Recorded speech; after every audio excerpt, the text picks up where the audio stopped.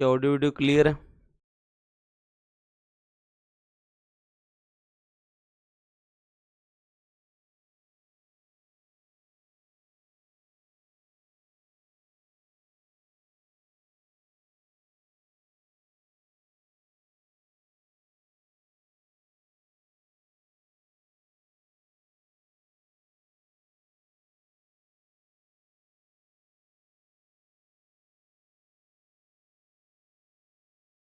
Good morning, good morning. कैसे हो आप सब लोग?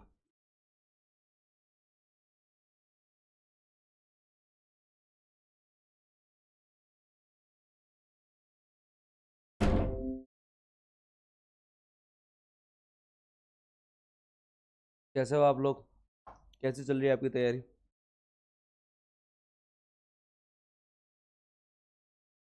बढ़िया चल रही है। तो स्टार्ट करते हैं। बढ़िया तो कम ही चल रही। हाँ। तो आपकी क्लासेस नहीं हो पाई, उसका कारण ये था कि मतलब ऐसे जीवन ऐसे चलता है अनप्रिडिक्टेबल सा। तो जो है वो संडे तक क्लास हो ही रही थी। राखी के टाइम से ही ऐसे मम्मी को लग रहा था, लेकिन उन्होंने ऐसे गांव में अपन नहीं कर देते थोड़ी लापरवाही कि थोड़ी एसिडिटी होगी, बादी होगी ऐसे, तो थोड़ा थोड़ा जब भी कभी सेंटर में दर्द आए ना तो उसे लाइटली नहीं लेना चाहिए। तो वो तो सिस्टर गांव गई हुई थी तो मम्मी को ले आए, और अटैक से पहले ही जो है वो असेसमेंट हो गया है कि जो है वो बहुत भारी ब्लॉकेज है। 95 से 98% ब्लॉकेज था, वो भी कॉर्नरी आर्टरी में। और कॉर्नरी आर्टरी में इतना ब्लॉकेज होता है तब स्टंट में नहीं डलता है। तो पिछले 5-7 दिन मेरे लिए, परिवार के लिए बहुत ही खतरनाक रहे। वो तो जो है वो जीण माता की कृपा और तुम लोगों में दवाएं थी और कुछ अच्छे कर्म किए हुए थे, तो जो है वो सर्जरी बाईपास ही करवानी पड़ी। स्टंट डल नहीं सकता था उस कंडीशन में। डॉक्टर साहब अच्छे थे, एटर्नल हॉस्पिटल, डॉक्टर अजीत बाना। हम्म, तो सब कुछ सही हुआ और कल जो है वो छुट्टी दिलवा के घर ले आए। और जीवन का अर्थ पता चल गया और इस भागम भाग का पता चल गया कि कोई मतलब नहीं है मेरे घर वालों के साथ रहो और थोड़ा थोड़ा टाइम देते रहो और हर दिन को जियो। ऐसा नहीं कि ये पूरा कर लेंगे तो बाद में जिएंगे, ये प्राप्त कर लेंगे तो बाद में जिएंगे, हाँ ये प्राप्त कर लेंगे तो बाद में जिएंगे। थोड़ी सी प्रॉब्लम्स हमारे साथ पिछले 1 साल से ज़्यादा ही चल रही है, राम जाने पता नहीं क्या चक्कर है। कौन सा आर्टिकल तक पढ़ लिया था अपन लोगों ने? हाँ, लास्ट कौन से आर्टिकल तक पढ़ लिया था अपन लोगों ने?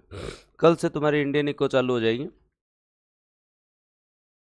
लास्ट कौन से आर्टिकल तक पढ़ लिया था? एक बार सभी लोग बताओ भाई। 96 तक पढ़ लिया था। हाँ, कल आपके लिए जो है वो स्टार्ट हो जाएगी इंडियन इको। बूस्टर बुक भी बन जाएगी, आज तो कल आ जाएगी।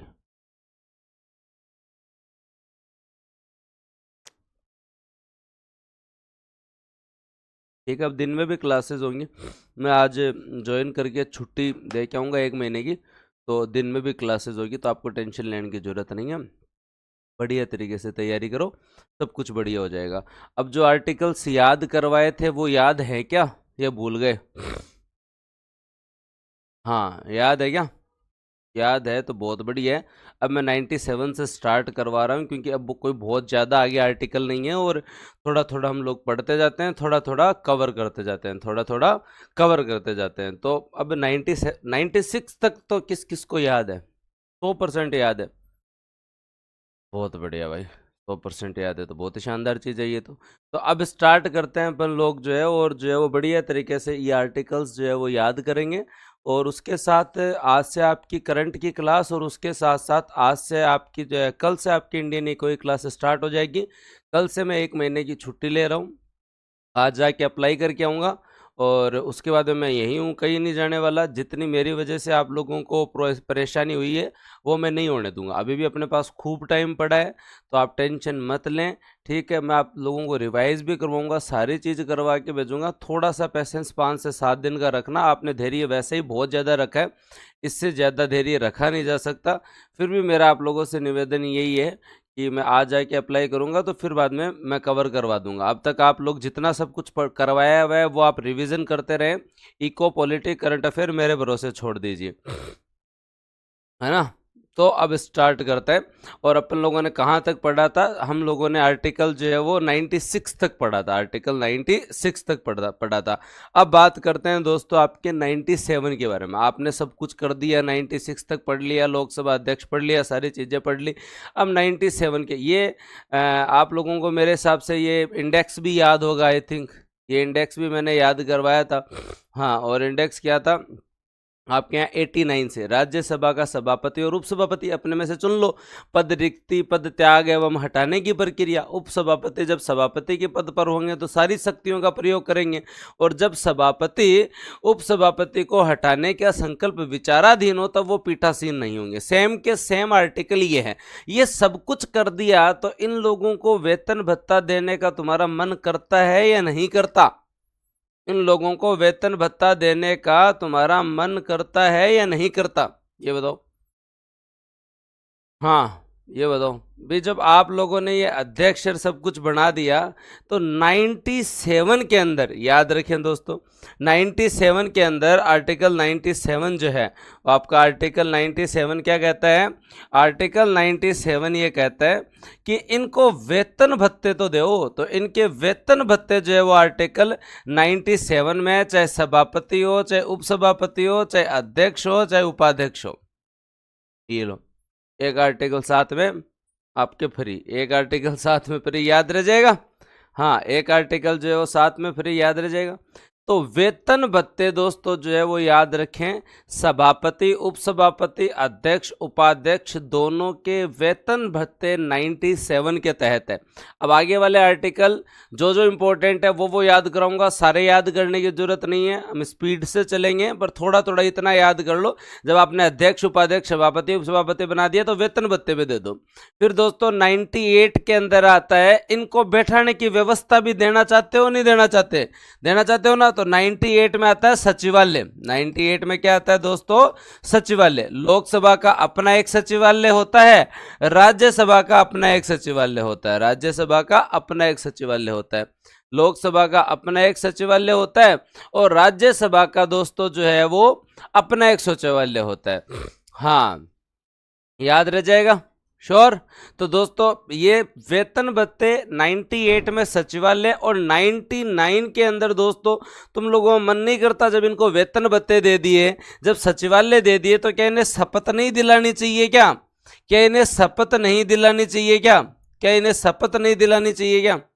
ओथ तो दिलाओ भाई। आप सारे काम कर रहे हो तो ओथ तो एटलीस्ट इन लोगों को जो है वो दिलानी चाहिए ना, शपथ तो दिलानी चाहिए ना। याद है तुम लोगों को? तो दोस्तों थर्ड अनुसूची के तहत जो है वो इन सबको जो है वो शपथ दिलाई जाती है, और शपथ कौन दिलाता है? प्रोटेम स्पीकर दिलाता है। ये 99 में, ये क्या दोस्तों आपके 99 में। आर्टिकल इजी है, आर्टिकल में कोई समस्या नहीं है, आर्टिकल इजी है, याद रह जाएंगे। भी 96 तक तुम लोग जो पढ़ के आए, सभापति, उपसभापति, अध्यक्ष, उपाध्यक्ष, उनके 8 आर्टिकल पढ़ के आए, तो उनके लिए कुछ तो व्यवस्था करो। उनके वेतन भत्ते तुम्हें बताने पड़ेंगे 97 के अंदर। 98 में उनके बैठने की व्यवस्था, मतलब लोकसभा राज्यसभा दोनों का अलग अलग सचिवालय होगा। 99 में उनकी शपथ, 99 में उनकी शपथ। और 100 याद रख लेना, 100 के बाद के आर्टिकल बाद में अलग से याद रखेंगे। आर्टिकल 100 याद रखें, आर्टिकल दोस्तों जो है वो 100 याद रखें। और हाँ,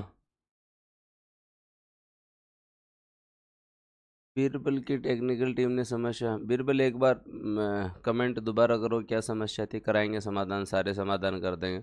हाँ, एक बार थोड़ा इधर ध्यान दो, क्लास चालू ही करी है मैंने, तो आज तो मैं आर्टिकल 110 तक ले जाने का प्रयास करूँ तुम लोगों को, और कल तुम्हारी जो है पॉलिटी 123 तक कंप्लीट हो जाएगी। फिर 123 तक रिवीजन करना है, फिर आगे चलेंगे।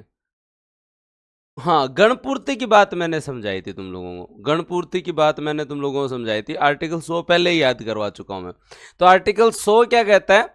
आर्टिकल 100 ये कहता है कि जब तक 1/10 लोग नहीं आ जाते, जब तक 1/10 लोग नहीं आ जाते, तब तक सदन की कार्यवाही स्टार्ट नहीं हो सकती, तब तक कोरम मेंटेन नहीं हो सकता। जब तक 1/10 लोग नहीं आ जाए, तब तक जो है वो दोस्तों सदन की कार्यवाही जो है वो प्रारंभ नहीं हो सकती, सदन की कार्यवाही प्रारंभ नहीं हो सकती। 1/10 लोग आए तभी सदन का कोरम बनता है, मतलब लोकसभा के 1/10, राज्यसभा के 1/10 आए तभी जो सदन चल सकता है, नहीं चले। हाँ, श्योर, चले आगे। चलो फिर आगे चलते हैं और आगे बात करते हैं। तो ये 100 तक के आर्टिकल थे। तो अब कोई स्टूडेंट ऐसा जिसे 79 से 100 तक के आर्टिकल याद है क्या? सर 79 से 100 तक के पूछ लो भले। हमें 79 पता है, 80 पता है, 81 पता है। ऐसे कोई स्टूडेंट जिनको जो है वो ये सारे आर्टिकल याद हो?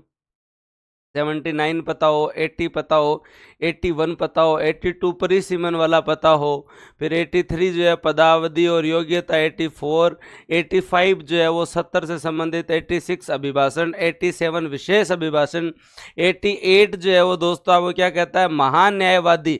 महान्यायवादी और जो है वो मंत्री हर जगह जो है वो भाग ले सकते हैं, लेकिन महान्यायवादी वोट नहीं दे सकता। 89 जो है वो राज्यसभा का, 90 राज्यसभा का, 91 राज्यसभा का, 92 राज्यसभा का, हाँ 93 लोकसभा का, 94 जो है वो लोकसभा का, 95 लोकसभा का, 96 लोकसभा का, 97 सचिवालय, 98 के अंदर दोस्तों जो है वो आप लोगों ने या 97 में वेतन भत्ते, सॉरी 98 में सचिवालय, 99 में शपथ, 100 में दोस्तों गणपूर्ति। इतने किस किस को याद है? और मैं सारी इन्फॉर्मेशन शाम को दूंगा, बहुत दिनों बाद क्लास स्टार्ट की है। हाँ, और जो भी समस्या है उनका समाधान हो जाएगा। आपने धैर्य रखा है, इसके लिए बहुत बहुत धन्यवाद। और सारे मैं आपको सवालों के जवाब जो है वो शाम को दूंगा, आज केवल और केवल पढ़ाऊंगा। शाम को सारे सवाल का जवाब जो है मैं अपन जुलाई करंट अफेयर पढ़ने के बाद में 10 बजे हम लोग वापस से मिलेंगे। और जो है आपके जो भी सवाल है, जैसे आपकी बूस्टर बुक कब तक आ जाएगी, करंट के आपके जो टेस्ट कब तक अपलोड हो जाएंगे, हाँ आपकी इको कल से स्टार्ट हो जाएगी, हाँ वो कितने दिन में पूरी होगी, दिन में क्लास कब लगेगी, सारी बातों के जो है वो मैं जवाब शाम को दूंगा। आज हम पढ़ लेते हैं। हाँ एप्लीकेशन पर ही दूंगा और कहीं नहीं दूंगा। हाँ यूट्यूब पे पहले आज अपने करंट की क्लास ले आएंगे, करंट अफेयर और इको सर्वे वहीं होगा, स्पीड अप कर दिया जाएगा, और इधर जो है वो हम पॉलिटी कंप्लीट करके फिर इको पे कूच करेंगे। ठीक है, आरएस वालों को घबराने की जरूरत नहीं है। हाँ सारी विपदाएं आपकी भर्ती आने से पहले पहले टल रही है, सारी विपदाएं आपके भर्ती आने से पहले पहले टल रही हैं। तो ये एक अच्छी चीज़ है। और पिछले 1 साल में मैंने भी जीवन से बहुत कुछ सीखा है, और पिछले 7 दिन में तो इतना कुछ सीखा है कि अब मैं जो है वो ये एक दो बैच जो है वो ठीक है, उसके बाद में जो है वो RS के ऊपर जो जितना हो सके उतना ध्यान देंगे। हाँ अब लोगों की इच्छाएं बहुत है कि ये भी बेच लो, ये भी बेच लो, ये भी बेच लो। अब जो है वो मुझे भी जो है वो मैंने पिछले 7-8 साल में पढ़ाने पे इतना ध्यान दिया है कि उसके अलावा मैंने किसी के ऊपर ध्यान नहीं दिया। ठीक है, और फिर जीवन में कुछ नहीं बचता, केवल पछतावा ही बचता है कि काश जो है वो समय परिवार वालों को भी इतना देना चाहिए। तो आपकी डिमांड अपनी जगह जायज़ है, पर मेरी भी प्रायोरिटी अपनी जगह जायज़ है। सोनिया जी हो जाएगा, बता दिया ना, शाम को जवाब दे दूंगा मैं इसका। तो आप सबकी दुआएं हैं। और कभी कभी जब आदमी नेगेटिव सोचता है, नेगेटिविटी चारों तरफ घिर जाती है ना, तब लास्ट के अंदर ईश्वर ये कहता है कि अपने किसी का बुरा किया नहीं, अपने साथ बुरा होगा नहीं। बस ये एक ही पॉजिटिविटी के साथ जो है वो बचें। तो प्लीज़ एक बार रुक जाइए, मैं शाम को सारी समस्याओं का समाधान कर दूंगा। पहले अभी इसे जो है वो पढ़ लो, उसके बाद में आगे चलते हैं। ठीक है। अब आ जाओ, आगे चलते हैं। तो आगे ध्यान देते हैं आपके यहाँ पे ये किस किस को क्लियर हो गए। आपने क्या पढ़ा, संसद, संसद के बाद में क्या पढ़ा, राज्यसभा, फिर क्या पढ़ा, लोकसभा, फिर क्या पढ़ा, परिसीमन आयोग, फिर क्या पढ़ा, पदावधि, फिर क्या पढ़ा, अर्हता, फिर क्या पढ़ा, अहर्ता, सत्र बुलाना, ये मामला, ये अभिभाषण, ये विशेष अभिभाषण, ये दोस्तों मंत्री एवं महान्यायवादी भाग ले सकते हैं, मंत्री एवं महान्यायवादी भाग ले सकते हैं। राज्यसभा अपने में से एक उपसभापति चुन ले, सभापति पहले चुना हुआ है, उनके पद का रिक्त कैसे होगा, त्याग पत्र कैसे देंगे, वो पूरा मामला। 91 उपसभापति जब सभापति के रूप में काम करेगा, सारी शक्तियों को उपयोग करेगा। इन दोनों पे जब भी कोई कार्यवाही हो तो ये पीठासीन नहीं होंगे, ये पीठासीन नहीं होंगे। लोकसभा अपने में से एक अध्यक्ष और एक उपाध्यक्ष जो है वो चुन ले, इनकी पद रिक्ति, त्याग पत्र, इनसे संबंधित प्रावधान। जब उपाध्यक्ष अध्यक्ष के रूप में काम करेगा, सारी शक्तियों का उपयोग करेगा, और जब लोग इन दोनों पे कोई कार्रवाई होगी, पीठासीन नहीं होंगे। 97 में वेतन भत्ते हैं, 98 में इनका अलग अलग सचिवालय है। हाँ दोस्तों याद रखिए, 99 में शपथ है, और फिर गणपूर्ति है। फिर क्या है दोस्तों आपके, गणपूर्ति है, फिर क्या है, गणपूर्ति। आर्टिकल 101 थोड़ा सा और अच्छा है, और उसके बारे में हम लोग जो है वो थोड़ी सी बात करेंगे, थोड़ा डिटेल में पढ़ेंगे, क्योंकि यहाँ से क्वेश्चन आता है, यहाँ से क्वेश्चन जो है वो आता है। तो यहाँ तक के आर्टिकल पूरे हो गए। कल 100 तक के आर्टिकल याद करके आना, फिर आगे की 21 आर्टिकल याद करवाऊंगा। अब केवल समझा रहा हूँ आगे के आर्टिकल, अब केवल और केवल जो है वो आगे के आर्टिकल समझा रहा हूँ। याद करने का टास्क अब नहीं करना। अब 1 घंटे तक इजीली केवल और केवल 10 आर्टिकल हम लोगों को समझने हैं। आर्टिकल 101 कहता है कि स्थानों का रिक्त होना। स्थान रिक्त कैसे हो सकता है दोस्तों, याद रखें। आर्टिकल 101 क्या कह रहा है दोस्तों, आपके यहाँ पे स्थान का रिक्त होना, ठीक है। रिक्त होने के बारे में हम लोग बात करते हैं, और उसके बाद में दोस्तों आपके यहाँ पे चलेंगे हम आर्टिकल 102 में कि निर्हरता क्या होती है, कौन सा आदमी किस कंडीशन के अंदर जो है वो हमारे यहाँ पे जो है वो सांसद नहीं रहेगा। तो आर्टिकल 101 और 102 थोड़े डिटेल में पढ़ने पड़ेंगे। आर्टिकल 101 और 102 थोड़े डिटेल में पढ़ने पड़ेंगे, और फिर दोस्तों हम जो है वो 103 पढ़ लेंगे। फिर हम लोग 103 पढ़ लेंगे। सबसे पहले 101 के बारे में बात करते हैं। यदि संसद के किसी भी सदन का सदस्य, यदि संसद के किसी भी सदन का सदस्य 60 दिन की अवधि तक सदन की आज्ञा के बिना सभी अधिवेशन में अनुपस्थित रहता है, तो उस स्थान को रिक्त घोषित कर दिया जाता है। बिना सूचना के, बिना अनुमति के 60 दिन तक अगर लोकसभा का मेंबर लोकसभा में नहीं आए, राज्यसभा का मेंबर राज्यसभा में नहीं आए, इस कंडीशन में दोस्तों क्या है, पद रिक्त हो जाएगा। इस कंडीशन में क्या हो जाएगा दोस्तों, आपके यहाँ पे पद रिक्त हो जाएगा, पहली कंडीशन। दूसरा, सदस्य अपना त्याग पत्र हस्ताक्षर करके अध्यक्ष या सभापति को दे दे और वो स्वीकार कर लिया जाए तो पद रिक्त हो जाएगा। याद रखें, यहां सभापति और जो है वो अध्यक्ष पे डिपेंड करता है कि वो त्याग पत्र स्वीकार करे या नहीं करे।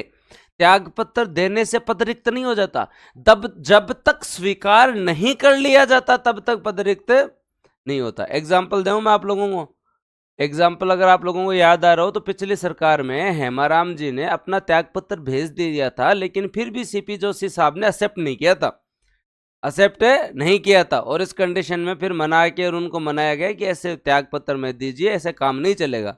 याद है तुम लोगों को पिछली सरकार के समय जब कांग्रेस गवर्नमेंट के टाइम में हेमाराम जी जो वरिष्ठ नेता हैं, सीनियर नेता हैं, उन्होंने जो है वो भेजा था।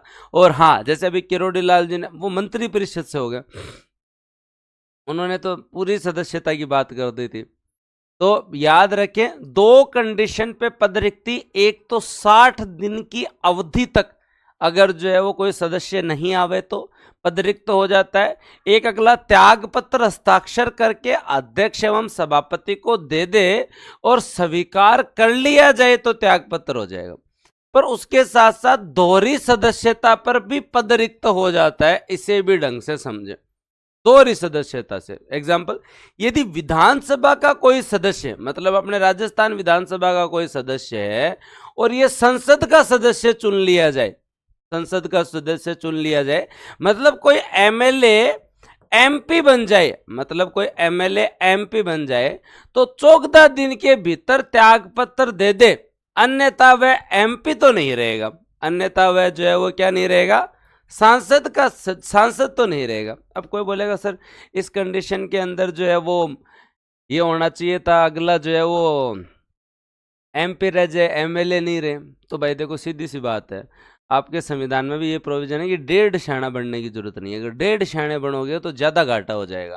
तो अगर आप MLA हैं, ठीक है, और आप जो है वो दोस्तों जो है वो MP चुन लिए गए हैं, तो 14 दिन में या तो आप इससे जो है वो त्याग पत्र दे दो, और अगर आप त्याग पत्र नहीं देते हो, इसका मतलब अगला सदन ये समझ रहा है कि आप यहीं रहना चाह रहे हो, आप यहीं रहना चाह रहे हो। आप क्या रहना चाह रहे हो? यहीं रहना चाह रहे हो। तो आपको MP बनने की क्या ही जरूरत है भाई साहब? आपको MP बनने की क्या जायज बात है ना?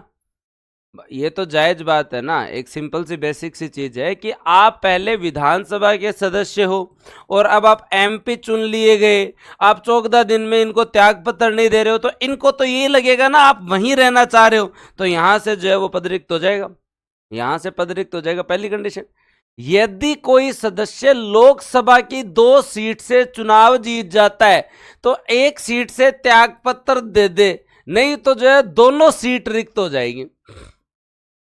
ये कैसे? ये भी बताता हूँ, ये भी समझाता हूँ। नहीं तो दोनों सीट रिक्त हो जाएंगी, दोनों सीट रिक्त हो जाएगी। दोनों सीट रिक्त क्यों हो जाएगी?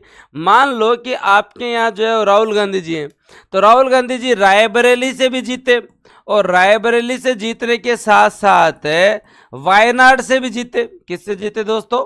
वायनाड से भी जीते। दोनों में जो है वो शानदार जीत हुई थी राहुल गांधी की। अब इस कंडीशन के अंदर जो है वो राहुल गांधी जी अगर जो है यदि कोई सदस्य लोकसभा की 2 सीट से चुनाव जीत जाता है तो उसे 1 सीट से त्याग पत्र देना होता है। सर कितने टाइम में? जब उनको ओथ दिलाई जाती है उतने टाइम में डिसाइड कर ले अगला, जब शपथ होती है उससे पहले पहले अगला डिसाइड कर ले। अब इस कंडीशन के अंदर आपने कहा कि सर दोनों से क्यों चले जाएंगे? दोनों से इसलिए चले जाएंगे, मान लो कि राहुल गांधी रायबरेली और वायनाड दोनों से जीते हुए, राहुल गांधी डिसाइड नहीं कर पा रहे। अब राहुल गांधी डिसाइड नहीं कर पा रहे, इस कंडीशन के अंदर तुम लोग कह दो कि रायबरेली से रहने दो, आप वायनाड से रह जाओ, ठीक है। तो राहुल गांधी कहते क्यों, मैं तो वायनाड से नहीं रायबरेली से रहता। आपने कैसे डिसाइड किया कि आप रायबरेली रहने दो, वायनाड से सांसद रह जाओ? या आप कह दो कि नहीं नहीं वायनाड से रहने दो, आप रायबरेली से रह जाओ। तो इस कंडीशन में राहुल गांधी कहते क्यों, तुमने कैसे डिसाइड किया भाई? तुम कौन होते हो डिसाइड करने वाला? मेरी इच्छा तो जो है वो रायबरेली से रहने की थी, वायनाड से कैसे रख दिया? तो इस कंडीशन में मतलब एक बेसिक आपको तरीका समझा रहा हूं कि इस कंडीशन के अंदर सदन ये डिसाइड नहीं कर सकता कि बंदा कहां से रहना चाहता है, या तो खुद डिसाइड कर ले। एक से त्याग पत्र, जैसे उन्होंने वायनाड से त्याग पत्र दे दिया, जैसे उन्होंने वायनाड से त्याग पत्र दे दिया, तो अब डिसाइड हो गया रायबरेली से वो रह जाएंगे।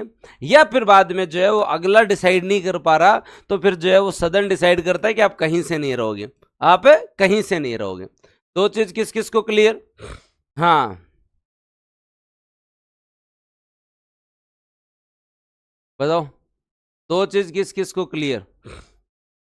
तो एक MLA MP बन जाए, या एक ही आदमी जो है वो 2 सीट से चुनाव जीत जाए लोकसभा की, तो उस कंडीशन में क्या होगा?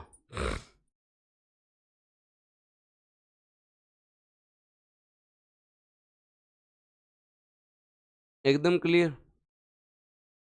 मैंने कहा ना और सारी चीज़ों के जवाब मैं शाम को दूंगा, एक बार पढ़ लो, आर्टिकल्स याद कर लो। आज 110 तक का प्रयास करते हैं ताकि जो है तुम लोगों के लिए पॉलिटी और इजी हो जाए। कल से हम लोग जो है वो, हाँ सर वायनाड से त्यागपत्र दे दिया तो फिर वहाँ सांसद कैसे बनेगा? वहाँ उपचुनाव होंगे बेटा, वापस उपचुनाव होंगे, और चुनाव होके जो है वो जो जीतेगा वहाँ से सांसद बन जाएगा, जीतेगा वहाँ से सांसद। जैसे आपके यहाँ से 5 MP बन गए तो 5 जगह उपचुनाव होने वाले हैं ना आपके यहाँ, समझ में आ गया?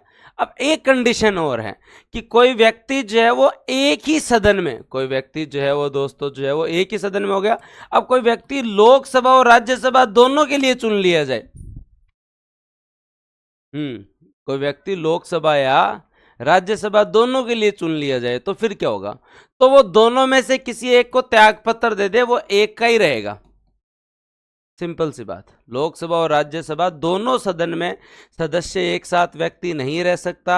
वह दोनों सदन में चुन लिया जाए तो एक सदन से जो है वो त्याग पत्र दे दे, रिक्त कर देवे, नहीं तो फिर जो है वो कोई बात नहीं, वो पुराने वाले में रह जाएगा, एक जगह ही रहेगा। जैसे मान लो कोई आदमी राज्यसभा के अंदर, इस बार आपके वेणुगोपाल जी हैं वो वही जीते, जो आपके यहाँ राज्यसभा में थे, अब जो है वो कहाँ लोकसभा में भी जीत गए। अब राज्यसभा का मेंबर है, लोकसभा चुनाव भी जीत गया, तो या तो त्याग पत्र दे दे, नहीं तो फिर राज्यसभा में रहेगा, नहीं तो फिर राज्यसभा में रहेंगे। मतलब एक ही सदन के आप सदस्य हो सकते हो। तो दोहरी सदस्यता की 3 शर्तें हैं। दोहरी सदस्यता की 3 शर्तें हैं। दोहरी सदस्यता भारत में नहीं हो सकती, दोहरी सदस्यता भारत में नहीं हो सकती।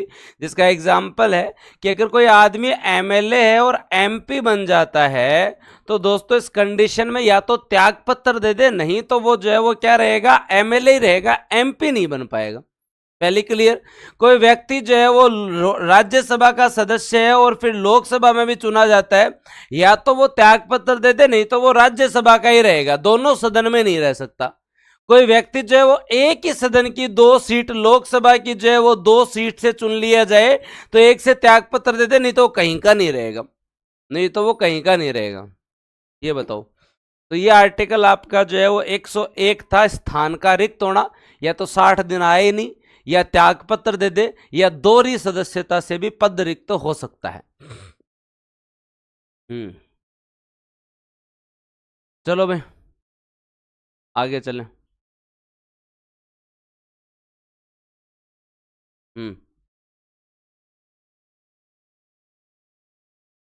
किस किस को क्लियर?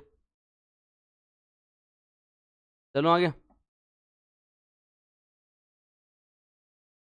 हाँ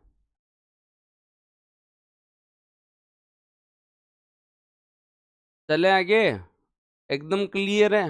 आर्टिकल 101 97 से याद करवाए। वेतन भत्ते, हाँ, सचिवालय, शपथ, गणपूर्ति और पद का रिक्त होना, पद का रिक्त होना। अब आती है सदस्य की निर्हरता, सदस्य की निर्हरता। अब आती है दोस्तों आपकी सदस्य की निर्हरता। अब अपन 102 नंबर आर्टिकल के बारे में बात करते हैं।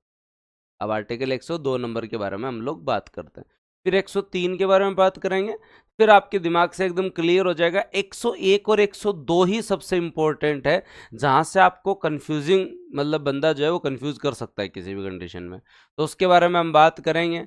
हाँ, और 102 को थोड़ा सा डिटेल में पढ़ेंगे, क्योंकि यहाँ 2 चीजें आती हैं, ठीक है। एक तो सदस्यों की निर्भरता आर्टिकल 102 के तहत, एक दल बदल कानून के तहत, एक दल बदल कानून के तहत। इन दोनों के बारे में आज हम जो है वो थोड़ा डिटेल में डिस्कशन करेंगे।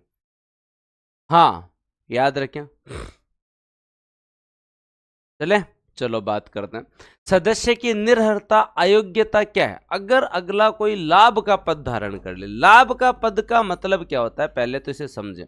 लाभ का पद परिभाषित नहीं है, उसे परिभाषित करना पड़ता है। ऐसा कोई पद जिससे दोस्तों किसी भी प्रकार का जो है वो लाभ प्रतीत हो रहा हो, याद रखें। जैसे आपको एग्जाम्पल दे देता हूं, जिसकी कुछ एग्जाम्पल से आप समझ सकते हैं। मैं आपको एग्जाम्पल देता हूं। जैसे राजस्थान में संसदीय सचिव का जो पद है, राजस्थान में संसदीय सचिव का जो पद है, सचिव का जो पद है, का पद जो है वो लाभ का पद नहीं है, वो लाभ का पद नहीं है, वो लाभ का पद नहीं है, याद रखें, वो लाभ का पद नहीं है। तो राजस्थान के अंदर कोई भी एमएलए जो है वो क्या बन सकता है, संसदीय सचिव बन सकता है। क्या बन सकता है दोस्तों? संसदीय सचिव बन सकता है। उसकी जो है वो क्या नहीं जाएगी, उसकी जो है वो मेंबरशिप नहीं जाएगी, उसे सदन से नहीं हटाया जाएगा, वो निर्हर नहीं है, उस पर कार्रवाई नहीं की जा सकती। मतलब लाभ का पद परिभाषित करने की शक्ति लोकसभा को, हाँ, और दोस्तों विधानसभा को खुद को है, उनको खुद को है। तो दोस्तों हाँ हाँ, लड़ सकता है एक सदस्य, 2 से ज्यादा सीट पर चुनाव लड़ सकता है, कोई समस्या नहीं। अब इधर देखो तुम लोग, लाभ का पद धारण जो है वो दोस्तों याद रखे, लाभ का पद जो है उसे डिफाइन करने की पावर सदन के पास है। तो मैं आपको एक एग्जाम्पल दे रहा हूं, और एक एग्जाम्पल मैंने क्या दिया आपको कि संसदीय सचिव का पद बढ़ाते हैं ना अपने यहाँ, मंत्री का दर्जा देते हैं, एक बढ़िया गाड़ी देते हैं, और जो है उसके साथ साथ दोस्तों जो है वो बढ़िया बंगला देते हैं कि इन्हें पार्लियामेंट सेक्रेटरी बनाया हुआ है। क्यों बनाते हैं? क्योंकि हम मंत्री तो केवल और केवल 30 लोगों को ही बना सकते हैं, 15% को ही, तो फिर और क्या बनाए, बावड़ा बना नहीं सकते। तो कम से कम संसदीय सचिव तो बनाया जाए, एटलीस्ट जो है वो अगले को जो है वो एक पद और उसके साथ साथ गाड़ी, बंगला, प्रोटोकॉल तो दिया जाए, तभी अगला राज्य रहे भाई। तो इसलिए संसदीय सचिव नाम का एक पद हमारे यहाँ पे, पार्लियामेंट सेक्रेटरी नाम का हमारे यहाँ पद है। अब इसको लेके भी मैं आपको लाभ के पद को डिफाइन कर रहा हूं कि राजस्थान विधानसभा में ये डिफाइन था कि संसदीय सचिव का पद जो है वो लाभ का पद नहीं है, लाभ का पद नहीं है। मतलब अपने यहाँ का आदमी जो है वो संसदीय सचिव बन सकता है, वो बन सकता है। लेकिन दिल्ली विधानसभा वालों ने गलती कर दी कि उन्होंने जो है वो दोस्तों आपके यहाँ पे क्या नहीं किया, ये डिफाइन नहीं किया। उन्होंने यहाँ पे जो है वो डिफाइन नहीं किया। तो दिल्ली विधानसभा में जो है वो दोस्तों जो है वो लगभग एक साथ 19 एमएलए को जो है उनकी सदस्यता चली गई थी, उनकी जो है वो सदस्यता चली गई थी, 19 एमएलए की सदस्यता चली गई थी। तो फिर हाहाकार मचा के यार दिल्ली के अंदर जो है वो एमएलए संसदीय सचिव बना और उसकी वजह से जो है वो सदस्यता चली गई। जब डिटेल में जाके देखा तो ये गलती जो है वो दिल्ली विधानसभा की थी। अगर उन्हें संसदीय सचिव बनाना था तो पहले आपकी सरकार को एक काम करना था, और वो काम क्या था कि संसदीय सचिव के पद को जो है वो लाभ का पद नहीं है ये परिभाषित करना था, फिर संसदीय सचिव बनाना था। आपने सीधा ही बना दिया तो भाई ये तो लाभ का पद है। फिर तो लाभ का पद वो पद जिससे किसी भी प्रकार का आपको डायरेक्ट बेनिफिट नहीं होना चाहिए, चाहे आप सरकारी सेवा में नहीं हो, आप किसी कंपनी में जो है बोर्ड ऑफ डायरेक्टर में नहीं हो, आप कहीं पे भी जो है निदेशक के रूप में काम नहीं कर रहे हो। जब आप पहले से एमएलए और एमपी है तो कहीं और आपका नौकरी में नहीं होना चाहिए। पहली चीज क्लियर। हाँ, तो एक चीज कि एक तो लाभ का पद धारण नहीं करे, नहीं तो वो निर्भर हो जाएगा। दूसरा, अगला विकृत चित्त नहीं होना चाहिए। अगला जो है क्या नहीं होना चाहिए, विकृत चित्त नहीं होना चाहिए, ये भी जो है वो ध्यान रखें। ठीक है, तो विकृत चित्त नहीं होना चाहिए। विकृत चित्त मतलब जो है वो दिमागी रूप से कोई समस्या अगले में नहीं हो। अगली समस्या, दिवालिया घोषित, अगला जो है किसी भी तरीके से बैंकरप्ट भी नहीं होना चाहिए, क्योंकि अगर बैंकरप्ट ही है तो फिर बाद में एमएलए एमपी रहने का क्या मतलब। और अगला जो है वो किसी देश की जो है वो नागरिकता अगर ले ले तो भी पद खाली होगा। भाई अन्य देश की नागरिकता ले ले तो फिर वहां जाके बनो ना एमपी, यहाँ रहने की क्या जरूरत है। और अगला अगर राज्यपाल चुना जाए या राष्ट्रपति चुना जाए तो फिर वो एमएलए एमपी नहीं रहेगा, वो फिर क्या नहीं रहेगा, एमएलए एमपी नहीं रहेगा। वो क्या नहीं रहेगा, एमएलए एमपी नहीं रहेगा। क्या क्या चीज याद रखनी है आप लोगों को, एक बेसिक चीज याद रखनी है। आर्टिकल 102 क्या कहता है, आर्टिकल 102 कहता है निर्हरता के बारे में। आर्टिकल 102 क्या कहता है, निर्हरता के बारे में बात करता है। किसके बारे में बात करता है, निर्हरता के बारे में बात करता है कि कोई आदमी कब सांसद नहीं रहेगा, कब निर्हर हो जाएगा। तो अगला अगर लाभ का पद धारण कर ले, अगला अगर लाभ का पद धारण कर ले तो एमपी तो नहीं रहेगा। लाभ का पद धारण कर ले तो दोस्तों जो है वो, हाँ याद रखें, लाभ का पद धारण करने के बाद में अगला जो है वो क्या नहीं रहेगा, हाँ एमपी तो नहीं रहेगा इस कंडीशन में। या अगला विकृत चित्त हो जाए, अगला जो है वो मानसिक रूप से रोगी हो तो जो है वो नहीं रहेगा। या फिर जो है वो इस कंडीशन में अगर दिवालिया हो जाए तो जो है वो एमपी तो नहीं रहेगा। हाँ, अगर दूसरे देश की नागरिकता ले ले तो एमपी तो नहीं रहेगा। गवर्नर या प्रेसिडेंट बन जाए तो एमपी तो नहीं रहेगा। एकदम क्लियर।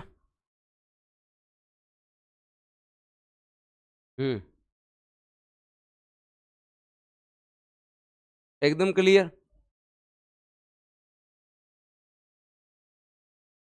अंकित पहले इसको कंप्लीट करते हैं फिर डिस्कस करेंगे। शाम को सारी बातों का मैं जवाब दूंगा। पहले आज जो है वो आर्टिकल 110 तक चलते हैं।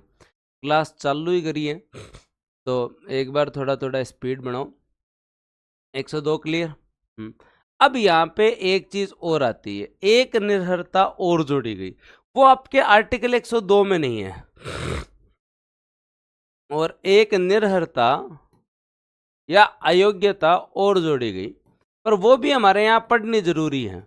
और वो दोस्तों आपके यहाँ पे 52वें संविधान कॉन्स्टिट्यूशनल अमेंडमेंट एक्ट के तहत दल बदल कानून लाया गया। दल बदल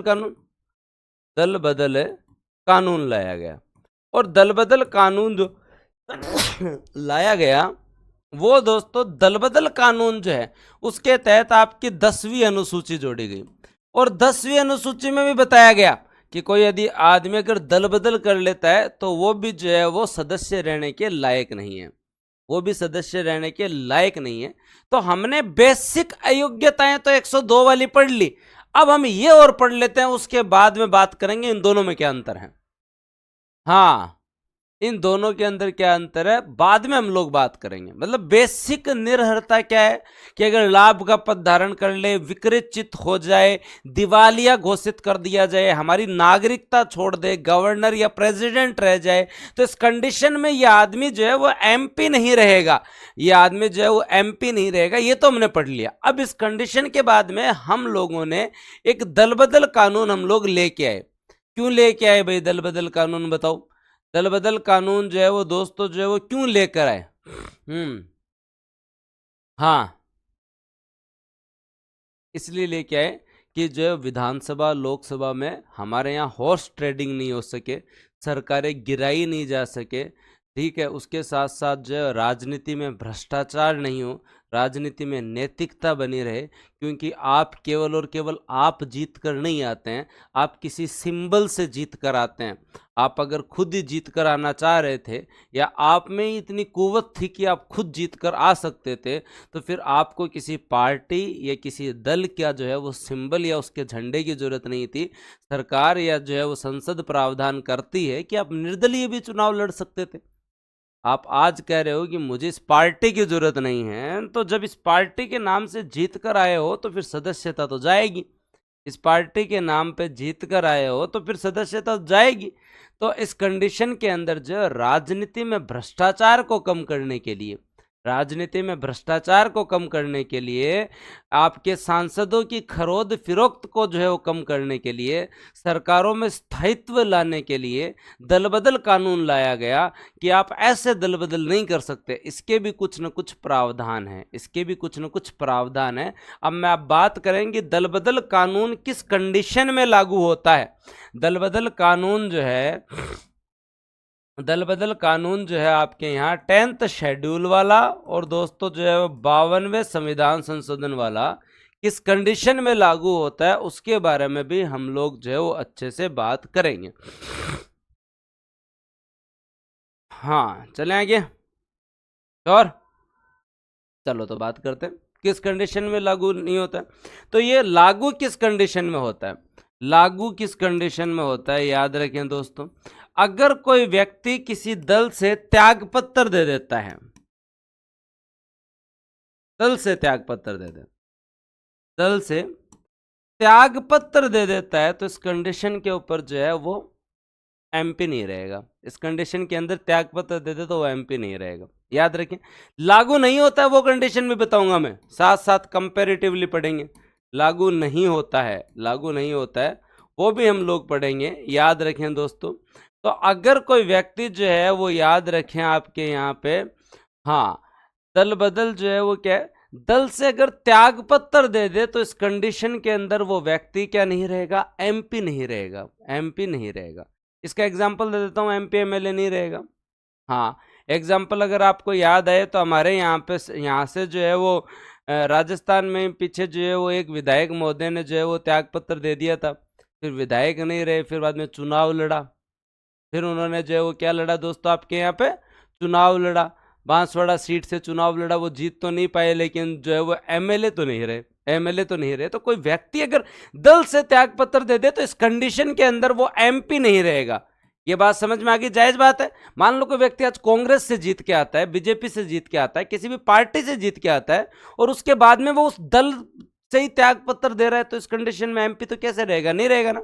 लेकिन दोस्तों याद रखें, हाँ हाँ, लेकिन दोस्तों आप लोगों को एक चीज याद रखनी पड़ेगी कि अगर कोई व्यक्ति को पार्टी से निष्कासित कर दिया जाए, पार्टी से निष्कासित कर दिया जाए, पार्टी से निकाल दिया जाए, पार्टी से निष्कासित कर दिया जाए, तो फिर वो किसी को भी ज्वाइन कर सकता है, उसकी सदस्यता नहीं जाएगी। पार्टी से निकाल दिया जाए तो उसके ऊपर लागू नहीं होगी। वो कहे भाई मैं क्या करूं, मेरी कोई गलती थोड़ी है, इन्होंने मुझे निकाल दिया, मैं कहीं ना कहीं तो जाऊं, इन्होंने मुझे निकाल दिया, मैं कहीं ना कहीं तो जाऊं। तो अगर कोई आदमी पार्टी छोड़ता है तो वो एमपी नहीं रहेगा। लेकिन अगर कोई पार्टी किसी भी एमपी को जो है वो निकाल देती है तो इस कंडीशन के अंदर जो है वो एमपी रहेगा, उसकी कोई गलती नहीं है। हाँ, उसकी कोई गलती नहीं है, वो पार्टी से अब देखो जनरली होता है क्या, जनरली होता है ये जिसको जाना होता है ना वो दिमाग लगाता है, जिसको जाना होता है वो दिमाग लगाता है। अब मान लो कि कोई एमपी है, मान लो कि कोई एमपी है, अब एक कोई एमपी है और उसे जाना तो है, उसे जाना तो है, लेकिन उसमें दिमाग है। और दिमाग क्या है कि भाई साहब मैं जो है वो जाऊंगा लेकिन एमपी तो रहूंगा। तो इस कंडीशन में वो त्याग पत्र नहीं देता है, वो बैठे बैठे बयान देता है, बैठे बैठे क्या करता है, बयान देता है। जैसे एग्जांपल देता हूँ, शत्रुघ्न सिन्हा, याद है पिछली बार शत्रुघ्न सिन्हा साहब जो है वो बीजेपी से एमपी थे और वो पार्टी के खिलाफ बोलने स्टार्ट हो गए, पार्टी के खिलाफ बोलने स्टार्ट। अब शत्रुघ्न सिन्हा बोले कि जाऊंगा मैं, पार्टी से जाऊंगा लेकिन जो है वो संसद से नहीं जाऊंगा, पार्टी से जाऊंगा पर संसद से नहीं जाऊंगा। बीजेपी ने लास्ट में तंग आकर कहा आप जाओ यार ठीक है, तो उनको फिर निष्कासित करना पड़ता है, और निष्कासित करते ही दल बदल लागू नहीं होता। हाँ, निष्कासित करते ही क्या लागू नहीं होता, दल बदल लागू नहीं होता। तो जनरली जो बहुत ज्यादा समझदार या बहुत ज्यादा चंट बोल लो, चालाक बोल लो, जो प्रतिनिधि होता है उसको पता है कि अगर आप लोग त्याग पत्र दे रहे हो, त्याग पत्र दे रहे हो, इस कंडीशन के अंदर जो है वो आप एमपी नहीं रहोगे क्योंकि आप उनके सिंबल से जीत कर आए हो। लेकिन अगर आपको पार्टी निष्कासित कर दे तो इस कंडीशन पे आप पे कोई फर्क नहीं पड़ता, आप कहीं जाओ आप एमपी रहोगे, दल बदल लागू नहीं होगा। तो ऐसी परिस्थितियां बनाई जाती है कि अगला स्टेटमेंट पे स्टेटमेंट देवे, स्टेटमेंट पे स्टेटमेंट देवे, स्टेटमेंट पे स्टेटमेंट देवे, पार्टी वाले बोल दे भाई साहब जाओ आप बहुत हो गया।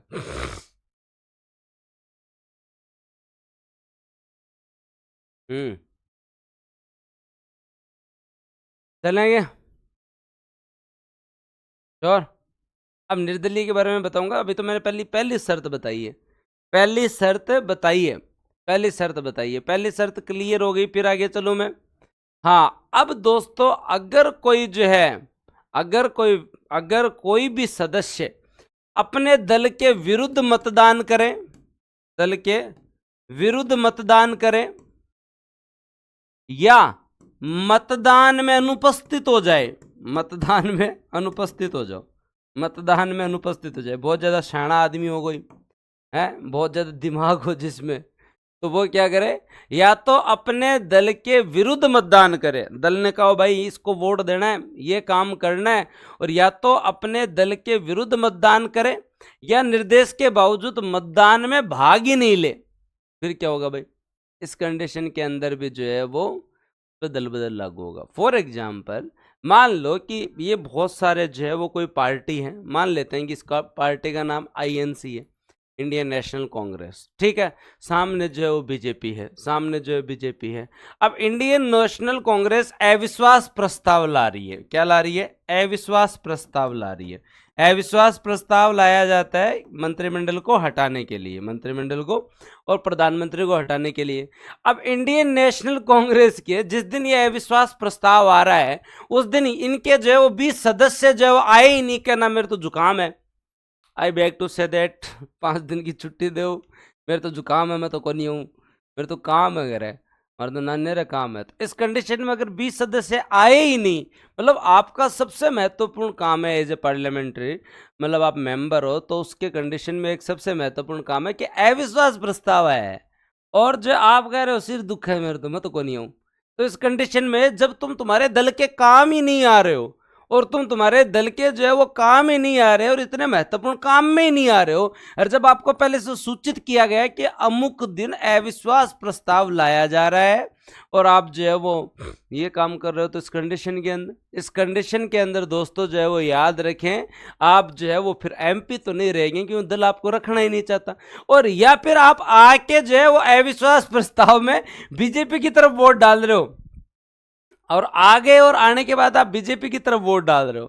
तो इस कंडीशन के अंदर दोस्तों जो है वो आप क्या जो है वो नहीं रहेंगे, एमपी नहीं रहेंगे, आपके ऊपर कार्रवाई होगी, और कार्रवाई जो है वो होने के बाद जो है वो आपको जो है वो दल से हटाया नहीं जाएगा, साथ के साथ जो है वो सदस्यता भी जाएगी। मतलब आप अपने दल के विरुद्ध मतदान नहीं कर सकते, ठीक है, आप अपने दल के जो है वो दिशा निर्देशों के तहत जो है वो अनुपस्थित भी नहीं, आप केवल बयानबाजी कर सकते हो, बयानबाजी करके ऐसी परिस्थितियां निर्मित कर सकते हो कि आपको दल वाले निकाल दें, उसके अलावा आपके पास जो है वो दोस्तों जो है, उसके अलावा आपके पास जो है वो पूरी की पूरी, हाँ हाँ, अगर कहीं गुप्त मतदान है तो उसके अंदर तो अगला भी क्या करे, क्रॉस वोटिंग हो जाए तो हो जाए। लेकिन गौरव बहुत सारे मामलों में जो ना, अब जैसे ओम बिरला जी का निर्वाचन था तो हाथ खड़ा करवा लिया। अब पता चले तुम इधर खड़े हो, समाजवादी पार्टी के हो, सारे लोग कह रहे हैं कि ओम बिरला जी को जो अध्यक्ष नहीं बनाना, एक जना बोले हाँ बना दो कोई बात नहीं। तो इस कंडीशन में कई जगह गुप्त मतदान भी है, कई जगह जो है गुप्त मतदान नहीं भी है, तो आप अपने दल के विरुद्ध नहीं जा सकते। क्लियर, दो कंडीशन। अब अगर कोई निर्दलीय व्यक्ति है, अगर कोई निर्दलीय व्यक्ति है, तो अगर कोई निर्दलीय व्यक्ति है तो वो जीवन में तो जो है वो दल ज्वाइन कर सकता है, लेकिन 5 साल तक दल ज्वाइन नहीं कर सकता। तो निर्दलीय अगर कोई दल ज्वाइन कर ले तो इस कंडीशन में वो एमपी नहीं रहेगा, इस कंडीशन में वो एमपी नहीं रहेगा। निर्दलीय अगर कोई दल ज्वाइन कर ले तो इस कंडीशन में वो एमपी नहीं रहेगा। अविश्वास प्रस्ताव पूरी मंत्रिपरिषद के विरुद्ध लाया जाता है, मंत्री के विरुद्ध नहीं लाया जाता। हाँ, निर्दलीय कभी कोई दल ज्वाइन नहीं कर सकता, याद रख लें। अगर वो दल ज्वाइन करता है तो इस कंडीशन के अंदर दोस्तों जो है उसकी सदस्यता चली जाएगी, क्योंकि जनता ने तुम्हें बिना किसी दल के इतना प्यार दिया है, अब तुम्हें दल की क्या जरूरत है। जायज बात है भाई, लोगों ने आपको बहुत सारी पार्टियों को नकारने के बाद, पार्टियों के सिंबल को नकारने के बाद चुना है, तो किसी न किसी उम्मीद से चुना है, और अब आप जाके किसी पार्टी के अंदर बैठना चाहते हैं तो फिर उस जनता के साथ वादा खिलाफी है ना। इससे अच्छा वो किसी सिंबल को ही वोट दे देते, जिसे वो परंपरागत वोट देते हुए आ रहे हैं उसे ही वोट दे देते। वो कम से कम उन्हें तो मानसिक संतुष्टि होती। तो जब उन्होंने अलग से जो है वो आपको चुना है तो आप अलग रहो, आप अलग दिखने चाहिए, आप अलग दिखने चाहिए। तो अब इस कंडीशन में फिर निर्दलीय क्या करता है, निर्दलीय फिर इस कंडीशन के अंदर समर्थन देता है। क्या देता है वो, समर्थन देता है कि हाँ मेरा समर्थन है बीजेपी को, या मेरा समर्थन है कांग्रेस को, या मेरा समर्थन है सपा को, बसपा को, जैसे पार्टी का वो समर्थन दे सकता है, लेकिन कभी भी दल ज्वाइन नहीं कर सकता। एग्जाम्पल याद रखें, दल ज्वाइन पता है कब करते हैं, लास्ट में 6 महीने पहले दल ज्वाइन करते हैं। एग्जाम्पल देता हूँ, आपके यहाँ से फागी दुद्दू से विधायक थे बाबूलाल नागर। कौन थे, बाबूलाल नागर। तो बाबूलाल नागर जो है वो निर्दलीय जीते हुए थे, तो निर्दलीय जीते हुए थे तो वो कांग्रेस पार्टी की सदस्यता नहीं ले पाए वापस। कांग्रेस पार्टी को समर्थन देते थे, गहलोत साहब को समर्थन देते थे, समर्थन देने में कोई समस्या नहीं है, लेकिन जो है वो दल ज्वाइन नहीं कर सकते। वो पार्टी में वापसी मुश्किल है, पार्टी में वापसी जो है वो दोस्तों जो है वो मुश्किल है। पार्टी में वापसी करनी है, ये आपके चुनाव से पहले कर लो, फिर अगला चुनाव लड़ लेना। तो निर्दलीय कोई भी दल ज्वाइन नहीं कर सकता। क्लियर है बात, पार्टी ज्वाइन नहीं कर सकता, पार्टी कर सकता है, पार्टी ज्वाइन नहीं कर सकता, पार्टी कर सकता है, पार्टी ज्वाइन नहीं कर सकता। 3 चीज क्लियर।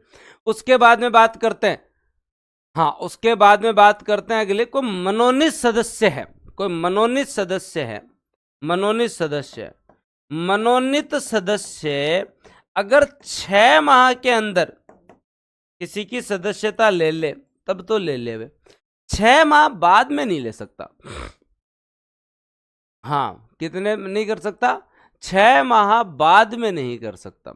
मनोनीत सदस्य, मान लीजिए कि राज्यसभा में आपके 12 मनोनीत सदस्य हैं, 12 क्या है दोस्तों आपके यहाँ पे मनोनीत सदस्य, 12 मनोनीत सदस्य। अब इस कंडीशन में ये मनोनीत सदस्य जो है वो क्या कर लें दोस्तों, मनोनीत सदस्य अगर चाहते हैं कि मैं आ तो गया राज्यसभा में, आ तो गई राज्यसभा में, अब मेरी तो आइडियोलॉजी बीजेपी की है या कांग्रेस की है, सपा की है, बसपा की है, तो दोस्तों इस कंडीशन के अंदर जो है वो 6 माह के अंदर अंदर कर लेना, तब तो कोई समस्या नहीं है। लेकिन 6 माह बाद उन्हें याद आ रहा है मैं तो कांग्रेस में जाऊंगा या बीजेपी में जाऊंगी, तो इस कंडीशन में आप जो नहीं जा सकते, इस कंडीशन में आप नहीं जा सकते। या तो आप 6 माह के अंदर अंदर किसी दल में चले जाएं, सेट हो जाओ। 6 माह तक आप बिना दल के हो तो इसका मतलब है अब आप आने वाले जो है वो बचे हुए शेष कार्यकाल में भी बिना दल ही रहो। तो अब 4 कंडीशन में लागू होता है, वो 4 कंडीशन याद करवाता हूं, फिर लागू कहां कहां नहीं होता वो कंडीशन और याद करेंगे। क्या याद रखना है, अगला दल से त्याग पत्र दे दे तो जो है वो दोस्तों दल बदल का दोषी है, दल बदल का दोषी है। अगला दल के विरुद्ध मतदान कर दे, दल के विरुद्ध मतदान कर दे, दल के विरुद्ध मतदान कर दे, तो जो है वो दोस्तों दल बदल का क्या है, दोषी है। अगला, दल के विरुद्ध मतदान के साथ साथ मतदान में अनुपस्थित हो जाए, मतदान में अनुपस्थित हो जाए तो दल का जो है वो दोस्तों जो है वो दल बदल का दोषी है। निर्दलीय विधायक, निर्दलीय विधायक जो है वो दोस्तों अगर दल ज्वाइन कर ले तो दल बदल का दोषी है। मनोनीत सदस्य, मनोनीत सदस्य 6 माह बाद, 6 माह बाद, 6 माह बाद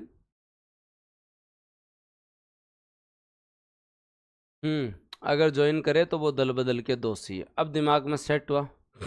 6 माह के अंदर कर ले तो कोई समस्या नहीं है, 6 माह के अंदर कर ले तो कोई समस्या नहीं। बताओ भाई, ये समझ में आया? अब मैं ये और समझाऊंगा कि किस किस पे लागू नहीं होगा, वो भी समझा दूंगा। लेकिन पहले ये बताओ, जो 52वें संविधान संशोधन के द्वारा जो 10वीं अनुसूची जोड़ी गई है, दल बदल के जो प्रोविजन किए गए हैं, दल बदल के प्रोविजंस के तहत अगर कोई दल से त्याग पत्र दे दे, दल के विरुद्ध मतदान कर दे दोस्तों, या मतदान में अनुपस्थित रह जाए, निर्दलीय विधायक अगर कोई दल ज्वाइन कर ले, या मनोनीत 6 माह बाद कोई दल ज्वाइन कर ले, तो वो दल बदल का दोषी है।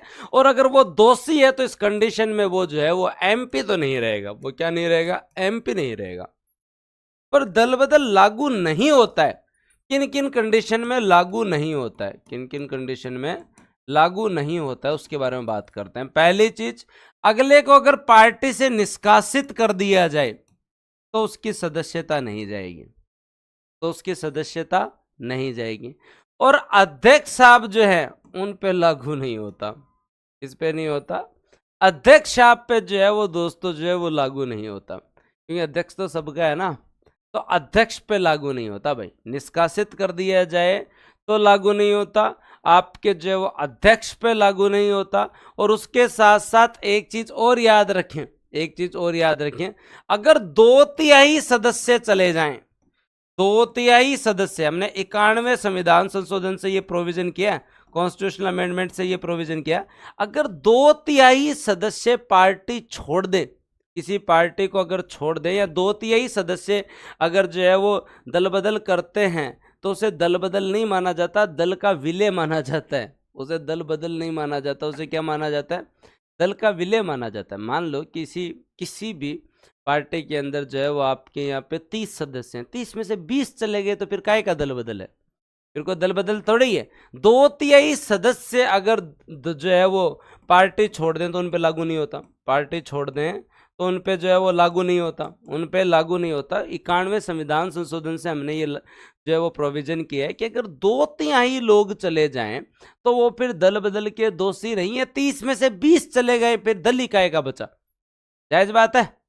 तो अगर आप अकेले जाना चाहते हो तो गलत बात है, आप में अगर हिम्मत है तो फिर 2/3 को लेके जाओ, अगर हिम्मत है तो फिर क्या लेके जाओ, 2/3 को लेके जाओ। और दोस्तों याद रहे, सूचना देकर फिर कोई बात नहीं मनमोहन जी, अगले बोल रहे हैं दिशा निर्देशों की पालना, आपने सूचना दी, अगले ने मना कर दिया नहीं कल छुट्टी नहीं मिलेगी, तो ये भी क्या है, दिशा निर्देशों की पालना नहीं है। तो 2/3 सदस्य अगर चले जाएं तो फिर वो दल का विलय है, दल बदल नहीं है। और मनोनीत सदस्य दोस्तों अगर 6 माह के अंदर, 6 माह के अंदर कोई दल ज्वाइन कर ले, अंदर दल की सदस्यता ले ले, तो उस पर लागू नहीं होगा। अब दिमाग में पूरा बैठ जाना चाहिए, कभी प्रश्न गलत नहीं होगा दल बदल का, कभी प्रश्न गलत नहीं होगा। त्याग पत्र दे दो, गलत मतदान करो, अनुपस्थित रहो मतदान से, निर्दलीय अगर दल ज्वाइन कर ले, मनोनीत 6 माह बाद ज्वाइन करे, दल बदल के दोषी हो, लागू नहीं होगा। अगर आपको जो है वो निष्कासित कर दे कोई समस्या नहीं है, अध्यक्ष पे जो है लागू नहीं होता, 2/3 सदस्य चले जाए लागू नहीं होता, 6 माह के अंदर दल ज्वाइन कर ले अगर कोई मनोनीत तो जो है लागू नहीं होता। इससे ज्यादा सरल नहीं हो सकता। हाँ, वापस समझाऊं एक बार और, समझ लो समझ लो। हाँ समझ लो एक बार और। अब क्या समझाऊं, तो एक बार और, सामने ही तो लिखा हुआ पड़ा है एकदम, मैंने तो क्लियर कट याद करवा दिया किसमें दोषी किसमें नहीं। ये याद रखला, 91वें संविधान संशोधन से प्रोविजन किया गया है कि 2/3 सदस्य अगर पार्टी छोड़ दें तो उन पर दल बदल लागू नहीं होता, क्योंकि दल बदल नहीं है, वो दल का विलय है।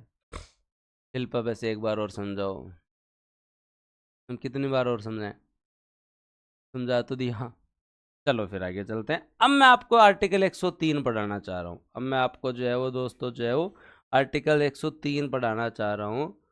हाँ, और वो अपन लोगों को जो है वो याद रखना है।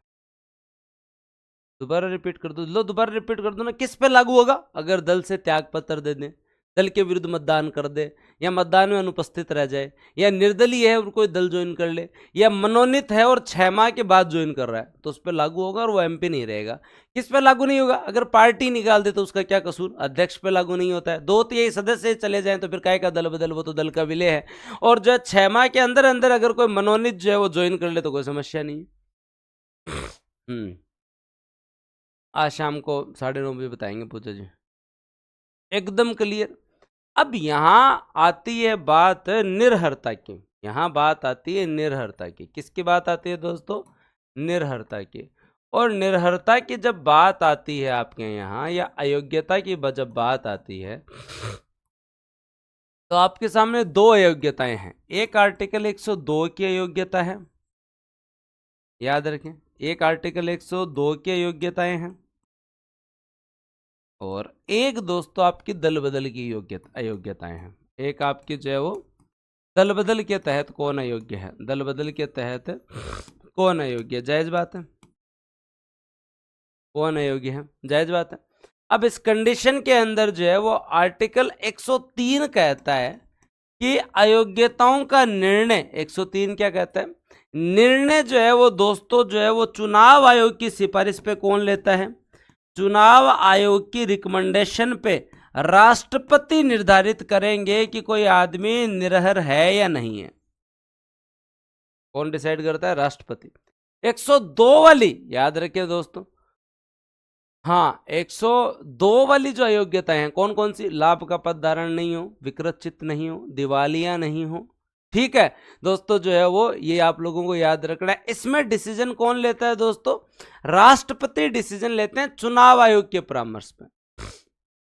राष्ट्रपति डिसीजन लेते हैं चुनाव आयोग के परामर्श पे। तभी मैं आपको दोनों एक साथ यहाँ पढ़ाया नहीं, दल बदल में 10वीं अनुसूची में भी पढ़ा सकता था। जब मैंने अनुसूचियां पढ़ाई थी तब भी मैं पढ़ा सकता था। यहाँ इसलिए लेके आया ताकि समझ में आ जाए, कभी कोई प्रश्न गलत नहीं हो, क्योंकि प्रश्न यहाँ से आता है। चुनाव आयोग की सिफारिश पे राष्ट्रपति डिसीजन लेता है। राष्ट्रपति जो है वो दोस्तों आपके यहाँ पे डिसीजन लेता है। लेकिन कोई व्यक्ति अगर दल बदल का दोषी है, अगर कोई व्यक्ति दल बदल का दोषी है, तो उसका निर्णय जो है वो स्पीकर लेता है। कौन लेता है दोस्तों? स्पीकर लेता है। सर बताओ स्पीकर कैसे? जैसे लोकसभा में निर्णय अध्यक्ष लेगा। कौन लेगा? अध्यक्ष लेगा। राज्यसभा में कौन लेगा? सभापति निर्णय लेगा कि ये दल बदल का दोषी है या नहीं। विधानसभा में कौन लेगा? अध्यक्ष लेगा। हाँ, और अगर विधान परिषद है तो कौन लेगा? सभापति लेगा। कौन लेगा? सभापति लेगा। इन दोनों में अंतर बस यही है, दोनों अयोग्यताएं हैं। ठीक है, दोनों अयोग्यताएं हैं, पर आपको क्या याद रखना है कि जो अयोग्यताओं में 102 वाली अयोग्यताएं हैं उन पे निर्णय 103 के तहत चुनाव आयोग के परामर्श पे राष्ट्रपति लेगा। लेकिन दल बदल का निर्णय जो है वो कौन लेगा दोस्तों? अध्यक्ष लेगा, स्पीकर लेगा, जो सदन का स्पीकर होगा। जैसे लोकसभा का अध्यक्ष होता है, राज्यसभा का सभापति होता है ना। हमारे यहाँ मोहित ये तो जो है वो एकल नागरिकता है, मैंने संविधान की विशेषताओं में बताया था। हाँ बताओ, अब आया समझ में? अब आया समझ में? अब तो आया होगा समझ में। ये इसलिए अलग अलग बाइफरफिकेट किया और यहाँ पे इसलिए ये पढ़ाया गया ताकि समझ में आ जाए, कभी जो है वो गलत नहीं रहे। हाँ, कभी जो है वो गलत ना हो, कभी जो है वो गलत ना हो, इसलिए ये किया गया ताकि तुम्हारे जो है दिमाग में बैठ जाए, तुम्हारे जो दिमाग में बैठ जाए। फिर समझा देता हूँ एक बार। 102 के तहत जो अयोग्यताएं हैं, क्या अयोग्यताएं हैं?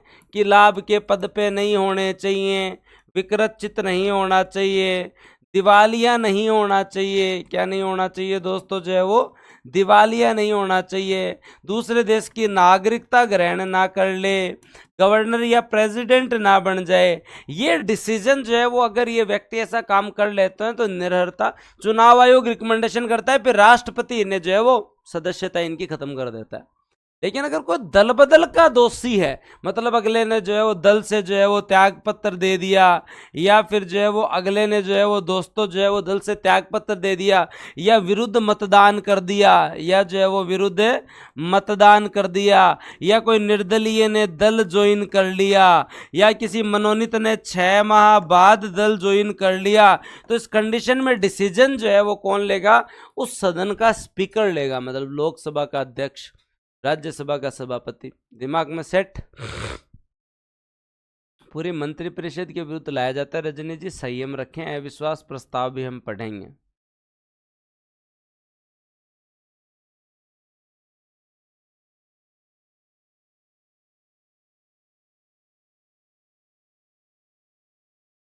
और आगे बात समझ में आगे बढ़िया से समझ में।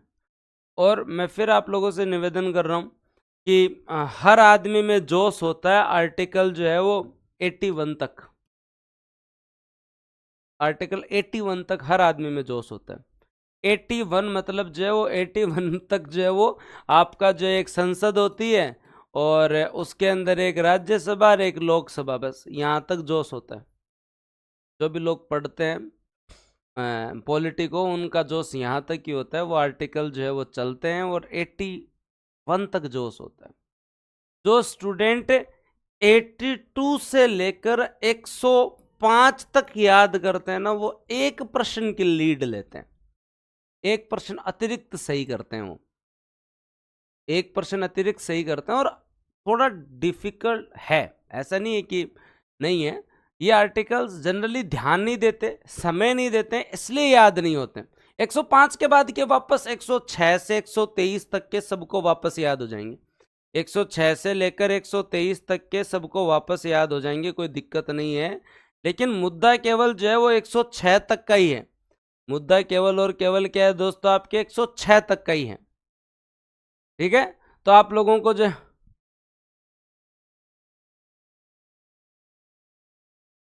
हाँ कविता जी क्या समझ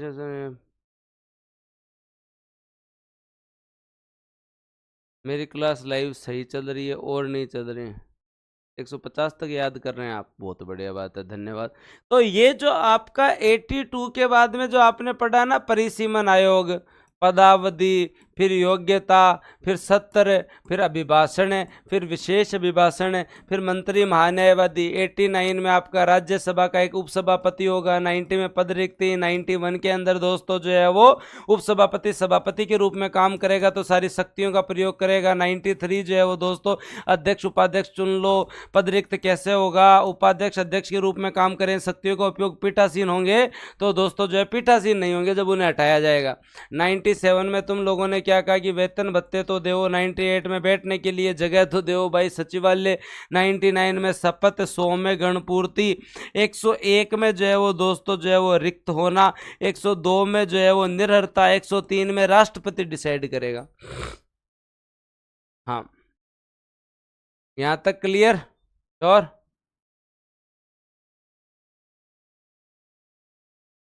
हाँ चलो बहुत बढ़िया बात है।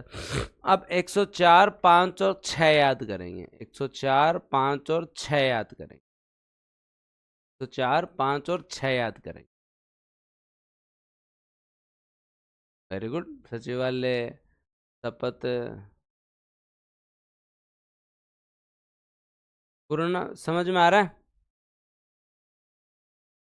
तो मैंने ज़्यादा टाइम नहीं लिया, मैंने 4-5 घंटे ही लिए हैं, लेकिन इसलिए लिए हैं कि आगे से पॉलिटी में कभी भी समस्या नहीं है, आगे से पॉलिटी में कभी भी समस्या नहीं है। ये आर्टिकल एक बार दिमाग में फ्रेम हो जाते हैं ना, तो फिर याद करने में दिक्कत नहीं आती है। एक बार फ्रेम हो जाते हैं तो फिर याद करने में दिक्कत नहीं आती है, और याद तभी होंगे जब आप थोड़े थोड़े से बना लोगे, लिंक बना लोगे। ऐसे लिंक बन जाएंगे ना तो याद हो जाएंगे। अब 106 तक बनाना, मतलब याद करने का तरीका भी बेसिक क्या है, आपने पहले 79 से लेकर और जो है वो दोस्तों आपके यहाँ पर 88 तक याद करें। 79 से लेकर आपने क्या याद किए? 88 तक याद करें, याद हो गए। फिर 89 से लेकर 96 तक 8 आर्टिकल याद करें, याद हो गए। फिर 97 जो है, वो जो 96 के बाद में जो 97 है, यहाँ से आपने स्टार्ट किया और स्टार्ट करके आपने 106 तक याद किए, याद हो जाएंगे। आपको ऐसे मेथड के तहत जो है वो सर दल बदल में मनोनीत 6 मंथ नहीं है, अभी वापस समझा देता हूँ। जैसे मनोनीत प्रियंकाचार्य जी हैं, तो प्रियंकाचार्य जी को जो है वो राज्यसभा में मनोनीत कर दिया गया। राज्यसभा में 12 जनों को मनोनीत किया जा सकता है। अब आप डिसाइड कर लो कि आपने कौन से फील्ड में अच्छा काम किया, कला में, साहित्य में, विज्ञान में, वो आपकी क्वालिटी है। हाँ, आपकी क्वालिटी है। तो अब आप डिसाइड करें। तो आपने अच्छा डिसाइड किया कि आप जो है वो डिसाइड कर लो अपनी तरफ से। आपको मनोनीत कर दिया, प्रियंका को मनोनीत कर दिया भाई। अब प्रियंका को मनोनीत कर दिया तो प्रियंका अगर 6 माह के अंदर अंदर, 6 माह के, क्योंकि आपको जब मनोनीत किया गया था तब आप किसी पार्टी के नहीं थे। प्रियंका ने कहा मैं विज्ञान से मनोनीत होती हूँ। बहुत बढ़िया बेटा जी। तो आप 6 माह के भीतर जो है आपको जाके लग जाए तो आप कोई भी दल ज्वाइन कर सकते हैं। आप कोई भी दल ज्वाइन कर सकते हैं। आप दल बदल के दोषी नहीं है। आप दल बदल के दोषी नहीं है। 6 माह के अंदर अंदर आपको अगर अच्छी लगे तो कांग्रेस, नहीं तो बीजेपी, नहीं तो सपा, बसपा, टीएमसी, जो भी पार्टी हैं, चाहे आपके AIDMK, DMK, जो आपको याद रहे, कम्युनिस्ट, CPI, CPIM, आप ज्वाइन कर सकते हैं। आपके ऊपर दल बदल लागू नहीं है। फिर 6 माह हो गए। अब 6 माह के बाद अगर आप ज्वाइन कर रहे हैं, 6 माह के बाद अगर आप ज्वाइन कर रहे हैं, तो इस कंडीशन में आप दल बदल के दोषी हैं और आप जो है वो राज्यसभा के सदस्य नहीं रहेंगे।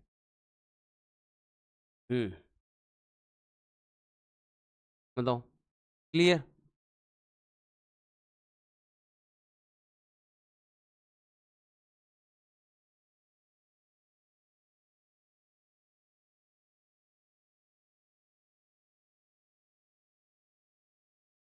पूर्णतः नियंत्रण। चलो तो फिर आगे चलते हैं। अब आर्टिकल जो है वो दोस्तों आपके जो 104 में बात करते हैं। हाँ,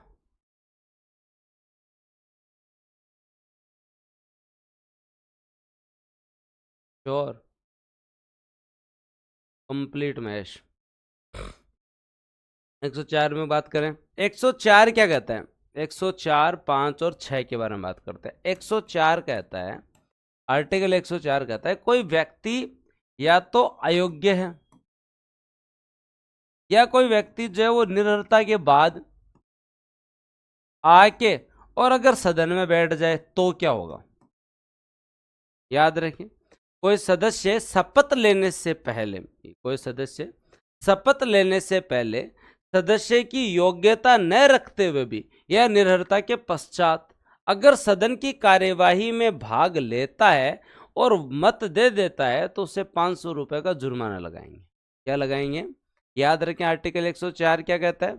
आर्टिकल 104 कहता है कि कोई व्यक्ति शपथ से पहले, कोई व्यक्ति जो है वो शपथ से पहले, आप जो है वो शपथ से पहले जो है वो नहीं आ सकते। शपथ लेने के बाद ही आप सदन के अंदर भाग लेंगे, कार्यवाही में भाग लेंगे, आप वोट दे पाएंगे। शपथ से पहले आप हैं ही नहीं, शपथ से पहले आप जो है वो सदस्य ही नहीं है, तो वोट कैसे ले पाए? या कोई व्यक्ति जो है वो दोस्तों अयोग्य है, या कोई व्यक्ति निरर्हता डिसाइड हो जाए कि ये आदमी जो है वो निरर्ह है, आपको राष्ट्रपति ने डिसाइड भी कर दिया, फिर भी आप सदन की कार्यवाही में भाग ले रहे हैं या आपने मत दे दिया, इस कंडीशन में दोस्तों आपके ऊपर 500 रुपए प्रतिदिन जुर्माना है। याद रह जाएगा, 500 रुपए प्रतिदिन जुर्माना है। 500 रुपए प्रतिदिन जुर्माना है। 500 रुपए प्रतिदिन जुर्माना है। क्या? शपथ लेने से पहले या कोई अयोग्य, या हाँ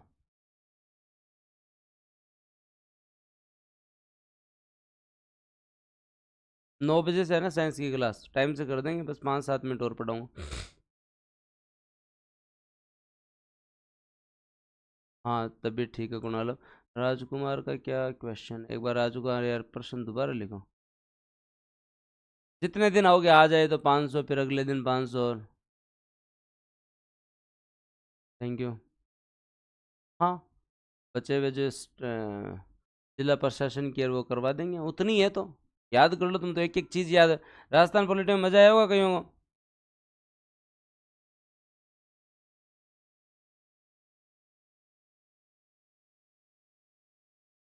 नहीं है महेश, सुसाइड अपराध है, फ्रीडम नहीं है। क्योंकि आप पे नहीं, आपके बाद जो है परिवार पे बीतती है, वो बहुत गलत है।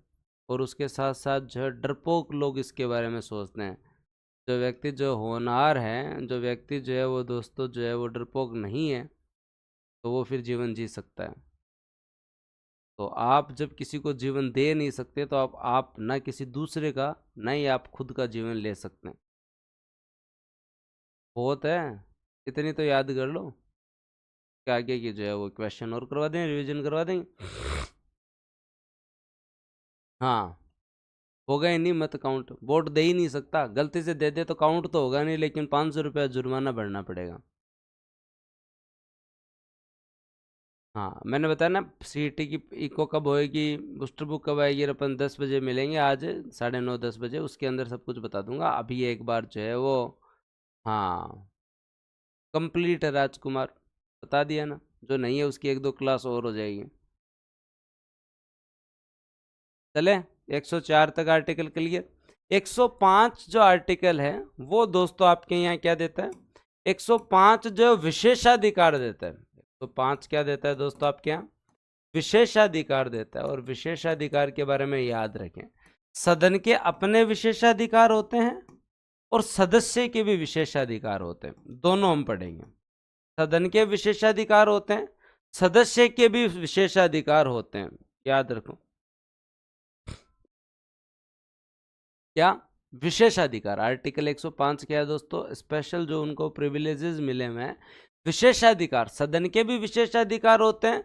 और उसके साथ साथ दोस्तों जो है वो याद रखें कि आपके यहाँ पे सदस्य के भी विशेषाधिकार होते हैं। अब सदन के क्या विशेषाधिकार हैं, सदन के क्या क्या विशेषाधिकार हैं, उनके बारे में बात करते हैं।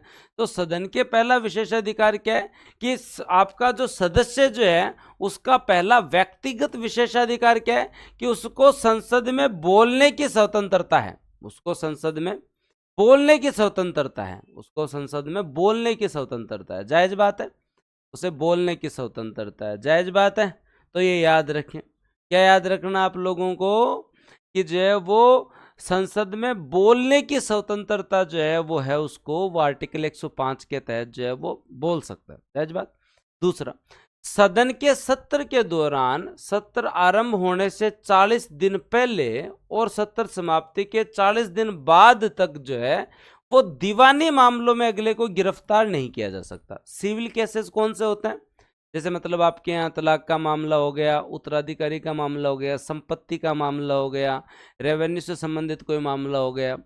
तो जो दीवान, जैसे मकान मालिक किराएदार का मामला हो गया, कंपनी के बीच का कोई मामला हो गया, तो सत्र प्रारंभ होने से 40 दिन पहले और प्रारंभ खत्म होने के 40 दिन बाद तक अगले को गिरफ्तार नहीं किया जा सकता। और सदन के दौरान उसे गवाही देने के लिए जो है वो मजबूर नहीं किया जा सकता। अगला साक्ष्य देवे तो देवे, नहीं देवे तो मना भी कर सकता है। साक्ष्य देवे तो देवे, नहीं तो मना भी कर सकता है। सर फौजदारी मामले, फौजदारी मामला जिसके अंदर लठ बजते हैं भाई, जिसके अंदर किसी प्रकार का क्राइम हो, क्रिमिनल केसेस जो है, उसके अंदर तो अगले को उठा के ले जा सकते हैं पुलिस वाले। बस पुलिस वालों की एक ही शर्त है, पुलिस वालों के सामने एक ही शर्त है कि वो अध्यक्ष को सूचित कर दें, वो अध्यक्ष को सूचित कर दे कि हमने इसको गिरफ्तार किया है, सूचना देना जरूरी है। क्या दोस्तों याद रखें, सदस्य के क्या क्या विशेषाधिकार हैं खुद आपको याद करने पड़ेंगे कि जो आर्टिकल 105 जो है वो कुछ विशेषाधिकार देता है। आर्टिकल को 105 क्या देता है, विशेषाधिकार देता है। सदस्य के विशेषाधिकार ये है कि उसे एक तो वाक की स्वतंत्रता है, एक तो उसे बोलने की स्वतंत्रता है। दूसरा, वो दीवानी मामलों में, दीवानी मामलों में गवाही देने से मना कर सकता है, गवाही देने से इनकार कर सकता है जब सदन चल रहा हो, जब आपका सदन चल रहा हो। और उसे 40 दिन पहले और सदन की स्टार्ट होने से और समाप्ति के 40 दिन बाद तक गिरफ्तार नहीं किया जा सकता। सिविल मामलों में, सिविल मामलों में, फौजदारी मामलों में गिरफ्तार किया जा सकता है। फौजदारी मामले जानते हो, जो क्रिमिनल केसेस हैं उनमें गिरफ्तार किया जा सकता है, बस सूचित करना जरूरी है। याद रह जाएगा। हम्म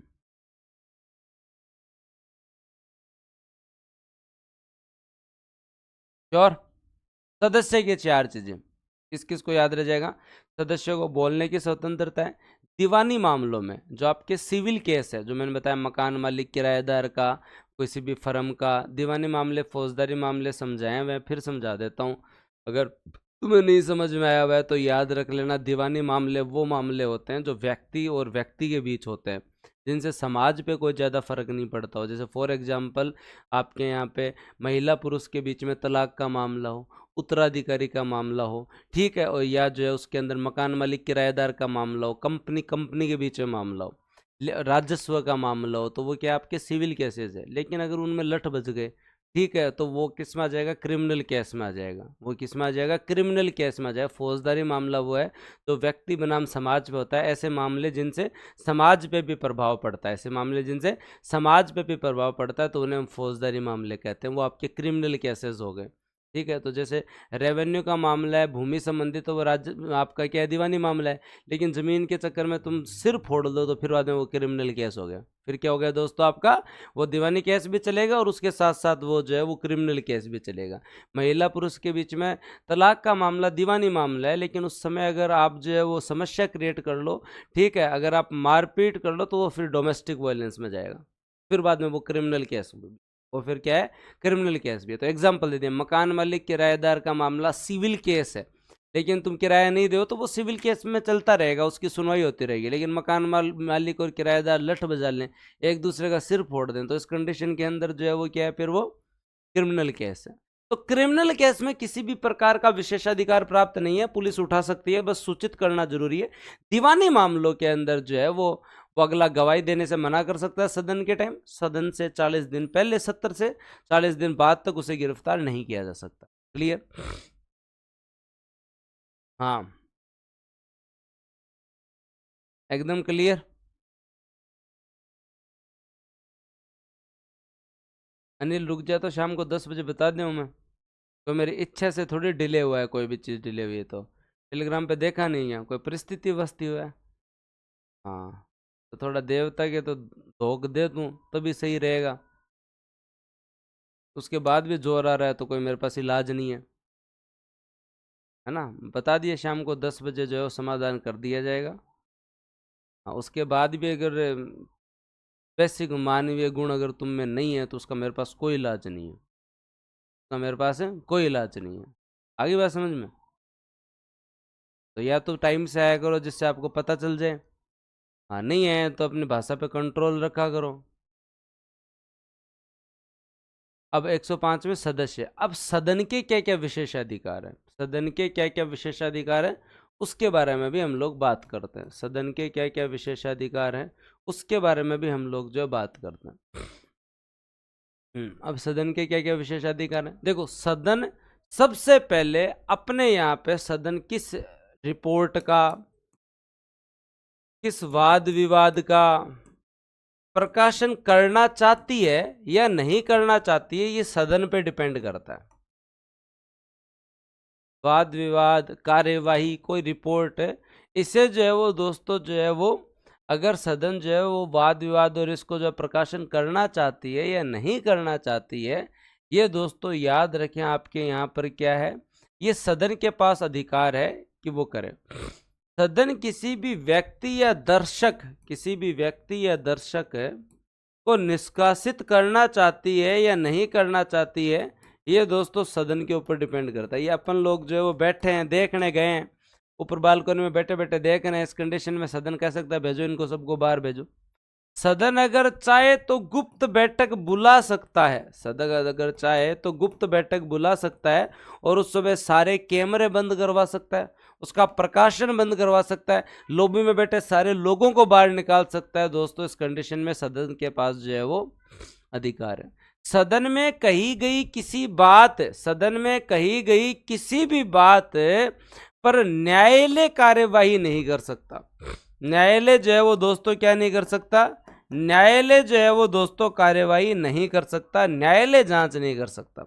ना तो सदन न्यायालय के बारे में बात करेगा, ना ही न्यायालय सदन की किसी बात के ऊपर जांच नहीं कर सकता कि सदस्य ने क्या कहा है, इसमें क्या हुआ है, सारी चीज जो है वो नहीं कर सकता। ये चीज आप लोगों को जो है वो याद रखनी है, ये चीज आप लोगों को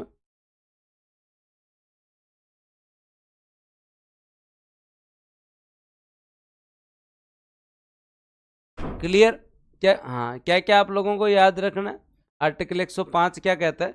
सदस्य के पास जो राइट्स हैं, वो सदस्य के पास क्या क्या राइट्स हैं? उसे बोलने की स्वतंत्रता, दीवानी मामलों में वो गवाही देने से इनकार कर सकता है, सत्र के 40 दिन पहले 40 दिन बाद तक जो है वो अगला जो है वो क्या कर सकता है, अगले को आप गिरफ्तार नहीं करोगे। फौजदारी मामलों में जो सूचित करना जरूरी है। सदन अपने रिपोर्ट वाद विवाद का प्रकाशन करता है या नहीं करता है, अगले की डिपेंड। वो किसी व्यक्ति या दर्शक को निष्कासित कर सकता है, कर सकता है। गुप्त बैठक कर सकता है, कर सकता है। न्यायालय में सूचित जो है वो न्यायालय जांच नहीं कर सकता, नहीं कर सकता। और क्या विशेषाधिकार है? कोई व्यक्ति को लेके गए हो तो उसकी गिरफ्तारी की सूचना होनी चाहिए। कोई व्यक्ति को लेके गए हो तो गिरफ्तारी की सूचना जो है वो सदन के पास आनी चाहिए, गिरफ्तारी की सूचना आनी चाहिए। अगले को आपने मुक्त कर दिया तो मुक्त की सूचना दो, या अपराध सिद्धि हो गई, अपराध सिद्धि हो गई, अगर अगले को जो है वो क्या कर दिया गया है दोस्तों, अपराधी घोषित कर दिया गया है, तो आप उसकी सूचना दो। अगर अपराध सिद्ध हो गया तो आप उसकी सूचना दो। ये सदन के विशेषाधिकार है, ये दोस्तों जो है वो, हाँ, सदन के जो विशेषाधिकार हैं, ये आपके क्या है? सदन के विशेषाधिकार हैं। ये क्या है दोस्तों? आपके सदन के विशेषाधिकार हैं। याद रह जाएगा तुम लोगों ना कौशल जी? सदन, सदन मतलब जो है वो सदन, लोकसभा और राज्यसभा, ये शुरू से सुन रहे हैं। सदन का मतलब क्या हुआ? राज्यसभा और लोकसभा। तो सदस्य के अधिकार क्या है? उसे बोलने की स्वतंत्रता, दीवानी मामलों में गवाही से इनकार कर सकता है, सत्र के 40 दिन पहले 40 दिन बाद तक जो है वो नहीं हो सकता। ठीक है। फौजदारी मामले में जो सूचित करना पड़ेगा। सदन के पास, हाउस के पास क्या क्या जो है वो प्रोविजंस हैं, तो आप याद रखें। हाउस की रिपोर्ट, वाद विवाद, कार्यवाही का प्रकाशन किया जा सकता है, और अगर सदन को लगे तो अगला नहीं भी कर सकते। किसी व्यक्ति या जो है वो दर्शक को बाहर निकाला जा सकता है अगर लगे तो, ठीक है। अगर सदन को लगे कि गुप्त बैठक बुलानी है तो सबको बाहर निकाल सकते हैं, कैमरे भी बंद कर सकते हैं। न्यायालय सदन में कही गई किसी बात की जांच नहीं कर सकता। आपके किसी व्यक्ति को गिरफ्तार किया गया है तो उसकी सूचना दो, उसे मुक्त कर दिया तो उसकी सूचना दो, अपराध सिद्ध हो गया तो उसकी सूचना दो। और अब 106 में आता है कि सदस्यों के वेतन भत्ते, सदस्यों के वेतन भत्ते, और सदस्य के वेतन भत्ते हमेशा याद रखें, सदस्य के वेतन भत्ते हमेशा कौन डिसाइड करती है? संसद डिसाइड करती है। कौन डिसाइड करती है? संसद डिसाइड करती है। विधि बना के संसद डिसाइड करती है 106 तक।